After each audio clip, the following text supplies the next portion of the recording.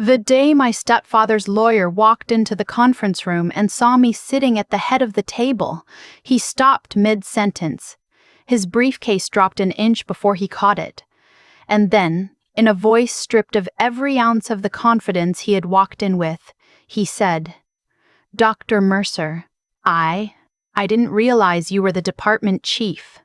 My stepfather, sitting 2 chairs to his left, went the color of old ash. I had waited 17 years for a moment I never knew I was waiting for, and it arrived not with thunder, not with a speech I had rehearsed, but with 7 quiet words from a man who finally understood what he had walked into. Let me take you back to where it started. I grew up in Clover Falls, Indiana, one of those towns small enough that everybody's business becomes everybody else's entertainment by Tuesday morning. My mother had remarried when I was 9. My stepfather, Gerald, was the kind of man who wore his charm like a pressed shirt, clean for company, wrinkled the moment the guests left. He coached Little League. He shook hands at church. He brought casseroles to sick neighbors.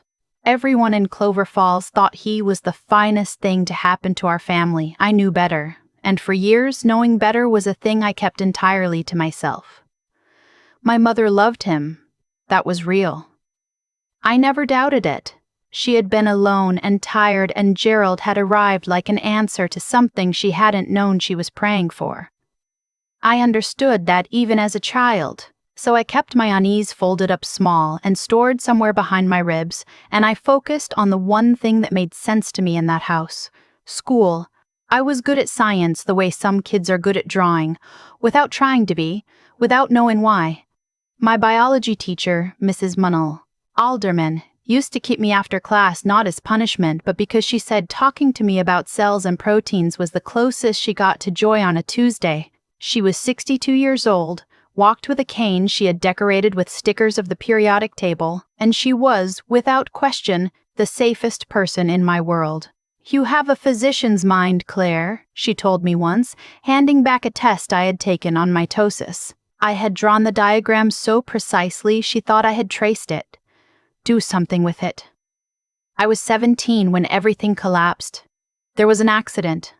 I want to be clear about what happened, because for a long time the version that circulated through Clover Falls was not the truth. My stepfather had left a space heater running in the garage, something he did regularly in winter when he worked on his truck. I came home from school and smelled something. I went in to check. The heater had tipped against a pile of rags, and the corner of a wooden shelving unit was already smoldering. I grabbed the fire extinguisher from the kitchen, went back in, and put it out. What I did not know was that Gerald had just spent $4,000 on a set of vintage car parts he had stored in that garage. A few of them were damaged. Not destroyed. Damaged. By the time he came home, the story had already shifted in his mind into something I hadn't done and hadn't been. "You knocked it over," he said. "You were messing around in there and you knocked the heater over." I told him what happened. My mother stood in the kitchen doorway with her arms wrapped around herself and said nothing. "Those parts cost me $4,000, he said. "And you think I'm supposed to just accept your word for what happened?" I told him again. Same words, same truth. It didn't matter. Gerald had decided on his version, and in a small town where Gerald was beloved and I was just a teenager with opinions, his version spread faster than I could correct it. By the end of the week, half of Clover Falls believed I had been reckless in the garage, possibly on purpose, possibly because I had always had a problem with Gerald, as a few neighbors apparently said. 3 weeks after the accident, my mother sat across from me at the kitchen table and slid an envelope toward me. "Gerald thinks it's best if you stay somewhere else for a while," she said. She would not look at me until things settled down. Inside the envelope was $300 and the address of a cousin I had met once, who lived 40 minutes away in a city called Marwick. I was 17 years old. I had a backpack, a biology textbook, and $300. I left the next morning before Gerald was awake. My mother stood at the front door. I thought she might say something that would undo the envelope, undo the 3 weeks, undo the version of me that had been decided without my input. She reached out and straightened the collar of my jacket. Then she went inside. I walked to the bus stop in January cold, and I did not look back. My cousin Deanna was 26 and working double shifts at a diner called Patsy's. She had a one-bedroom apartment and a sofa that folded out into something that technically qualified as a bed. She was not expecting me. She had no obligation to me. She opened the door, looked at me standing there with my backpack in the cold, and said, "Okay, come in. You hungry?" I ate cereal at her kitchen table at 10 o'clock on a Tuesday night, and she sat across from me doing her tips and not asking me any questions she could tell I wasn't ready to answer. She just let me be there. That was the whole of it. She just let me be there, and in that moment it was the most generous thing anyone had ever done for me. I enrolled myself in the high school in Marwick the following week. I told the registrar my parents had relocated. I was 17 and I had learned already that adults ask fewer questions when you give them a version of events that requires no paperwork. I finished my junior year on Deanna's fold-out sofa. I got a part-time job at a pharmacy 3 blocks from her apartment, counting pills and stocking shelves on weekends. The pharmacist, Mr. Okafor, was a quiet Nigerian man who moved through his work with the kind of precision that I recognized and respected. He let me ask questions. I asked a lot of them. "You should be studying medicine," he told me one afternoon while I was reorganizing the vitamin aisle in a way he hadn't asked me to, but that he admitted was more logical than what he had set up himself. "I plan to," I said. It was the first time I had said it out loud to anyone. It sounded more real than it had inside my head. "Then study," he said, and went back to his counter. I went back to Mrs. Alderman. I called her from a payphone outside the pharmacy. This was 2005, and I did not yet have a cell phone of my own, and told her what had happened and where I was. She was quiet for a long moment, and then she said, "Give me your address."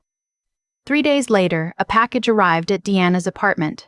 Inside were 4 AP biology textbooks, a set of chemistry prep materials, and a handwritten note that said, "The application deadline for the state science scholarship is March 15th. I've already written your recommendation, you just have to send in the rest. E. Alderman, P.S. Don't thank me. Win it. I won it." The scholarship covered 2 years of community college. I worked at the pharmacy and then at a hospital cafeteria, and then as an overnight receptionist at an urgent care clinic to cover the rest. I studied between calls. I studied on my lunch breaks. I studied with the particular ferocity of someone who knows that the alternative to studying is a life that has already tried to happen to her. Deanna moved in with her boyfriend the summer after my first year of college. She gave me the apartment lease. The rent was $700 a month. I worked 3 jobs and I paid every dollar of it. I transferred to the state university on a merit scholarship. I graduated with a degree in biochemistry and a GPA that made the dean shake my hand twice at the ceremony, once officially and once because, she said, she wanted to do it again. Medical school was Indiana State College of Medicine.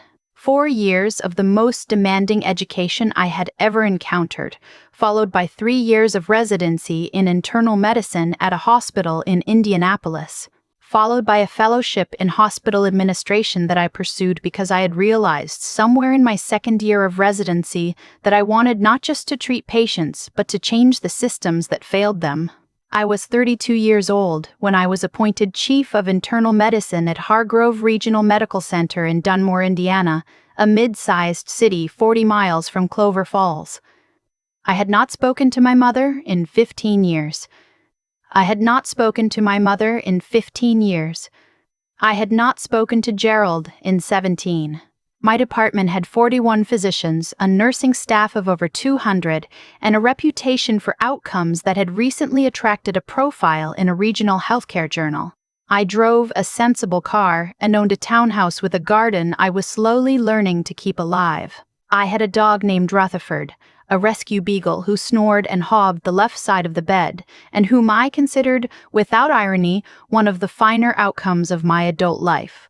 I had also, over the years, become the kind of person who did not spend much time thinking about Clover Falls. I had done the work, with a therapist in my late 20s, with time, with distance, of setting down the weight of what had happened without pretending it had been light. I was not bitter, I was not waiting, I was simply living, and living well, and that felt like enough.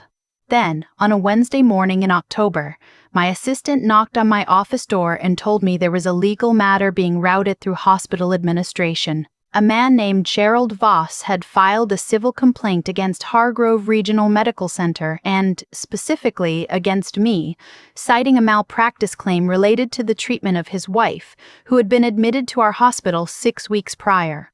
My mother had been a bitchin' in my department. I had not known. She had been admitted under her married name, which I had never known her to use formally when I was a child, and her chart had been managed by 2 of my residents. I reviewed the chart that afternoon in my office, with the door closed and the kind of careful, deliberate attention I gave every case that came across my desk. Her care had been excellent. The residents had been thorough. The outcome had been the best that her condition, a complicated cardiac event, had allowed. She had survived. She was home recovering, and Gerald was suing us. His attorney's name was Paul Gretsch, a man from a small regional firm in a town near Clover Falls. Gretsch had filed the complaint with enough legal confidence to suggest he either believed he had a case or believed that a regional hospital would settle quietly to avoid the nuisance. Both were miscalculations. Hargrove Regional had a strong legal team, and I had something Gretsch apparently had not thought to verify before filing the record. The complete, documented, defensible record. The meeting was scheduled for an initial conference with hospital legal counsel. It was the kind of preliminary session where both sides assess whether this goes further or dissolves. My legal team asked if I wanted to attend. I thought about it for exactly 1 morning. I said yes. I want to be honest about my reasons. Part of it was professional. I know my department's work better than any attorney on my team, and my presence would be useful. But I will not pretend there was nothing else. There was something else. I had spent 17 years building a life from the ruin of a version of myself that Gerald had authored without my consent. I wanted to be in that room. I wanted to see his face when he understood what he had walked into. I was already seated when they came in. I was at the head of the conference table, as I always am in meetings in my hospital, in my department, in the building where I had spent the last 3 years doing work I was proud of. My legal counsel was to my right. The hospital's chief of administration sat to my left. The door opened. Gerald came in first. He was older. Of course he was. We both were. But I recognized the set of his shoulders, the way he carried himself like a man who expected to be accommodated. He was looking at his phone. He did not see me immediately. His attorney came in behind him and stopped. Paul Gretsch was perhaps 50, a man with a briefcase and the practiced affect of someone who had done this enough times to feel routine about it. He was not routine about it now. He looked at me, then at the nameplate in front of me, then back at my face, and I watched the calculation happen in real time. The cross-reference between the name on the complaint and the name on the door of the office he had walked past to get here. Between the woman he had imagined and the woman sitting in front of him. He set his briefcase down carefully. "Dr. Mercer," he said. "Hi. I didn't realize you were the department chief." Gerald looked up from his phone. The silence in that room lasted perhaps 4 seconds. It felt longer. Gerald's face went through several things in those 4 seconds: recognition, confusion, recalculation, and something that might, if you were being generous, be described as shame. I looked at him for a long moment. Then I looked at his attorney. "Please sit down," I said. "We have a lot of ground to cover." The conference lasted 90 minutes. I will not walk you through every exchange because it is enough to say this. The complaint had no foundation. The care my residents had provided was documented, defensible, and exemplary. Gretsch knew it within the first 20 minutes. He began walking back the language of the complaint before we reached the 40-minute mark. By the end of the meeting, he was discussing withdrawal timelines with my attorney in the careful, face-saving way that attorneys discuss the quiet disappearance of a bad idea. Gerald said almost nothing after the first 15 minutes. He asked one question: whether my mother had received the follow-up care she needed, and when I told him that she had, that our records showed a full discharge plan and a follow-up appointment she had attended, he nodded and looked at the table. The complaint was formally withdrawn 12 days later. That was not the end of it. Not quite. A week after the withdrawal, I received a letter, handwritten, Indiana postmark, my mother's handwriting, which I recognized the way you recognize a song you haven't heard in a very long time, with your body before your mind catches up. She wrote 3 pages. I will not quote them because they were hers to write, and they were meant for me, and some things belong only to the people involved. But I will tell you this, she had known the truth about the garage from the beginning. She had known it, and she had chosen Gerald's version because she was afraid and tired and had told herself that I was young and capable and would be fine. She had spent 17 years knowing she had been wrong and doing nothing about it. And a medical emergency in a hospital where her estranged daughter ran the department had, apparently, rearranged something in her. I read the letter twice. I sat with it for a week. Then I called her. We did not fix 17 years in a phone call. We did not fix it in a month of phone calls. I am not going to tell you we fixed it at all, because I think fixing is the wrong word for what happens when 2 people who have hurt each other, or allowed each other to be hurt, try to find some version of going forward. You don't fix it. You build something new, and you let it be smaller than what you lost, and you see if it can hold weight anyway. My mother is 61 now. She and Gerald are no longer together. That ended 2 years before her hospitalization, quietly, in the way things end when both people have simply run out of reasons to continue. She lives in a small house in Marwick, not far from where Deanna's old apartment used to be. We have lunch sometimes when I drive down on Sundays. She asks about Rutherford. I show her pictures. It is not dramatic. It is not a reunion movie. It is 2 people being careful with each other, which is perhaps the most honest kind of love there is after everything. Gerald, I am told, moved somewhere in Ohio. I do not know the details and I do not need them. Mrs. Alderman came to my department chief installation dinner 3 years ago. I sent a car for her because she no longer drives. She wore a blazer with periodic table cuffs, and she cried when they read my bio, and she gripped my arm afterward and said, I told you. I told you. She is 81 now and still entirely herself, and I call her every few weeks and she still, reliably, knows more about what I should do in any given situation than I do. Deanna is married with 3 kids and lives in Columbus. She was the second call I made after the installation dinner, after Mrs. Alderman, before my mother. She answered with, Oh my God, doctor. Claire Mercer. Get out. And then we talked for 2 hours, and I cried in a way I hadn't let myself cry in a long time. The good kind. The kind that comes from understanding how close things came to being different. I think about the girl at the bus stop sometimes. 17 years old in January cold with a backpack and a biology textbook, and no particular reason to believe the next thing would be better than the last thing. I think about what she did not know yet, that the fold-out sofa was waiting, and the pharmacist who would tell her to study, and the letter with the scholarship deadline, and the 4 years of medical school, and the 3 a.m. shifts in residency where she stood in a hospital hallway and felt, for the first time, exactly like the person she was supposed to be.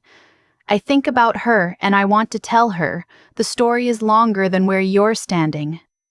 Hold on for the longer story. I held on.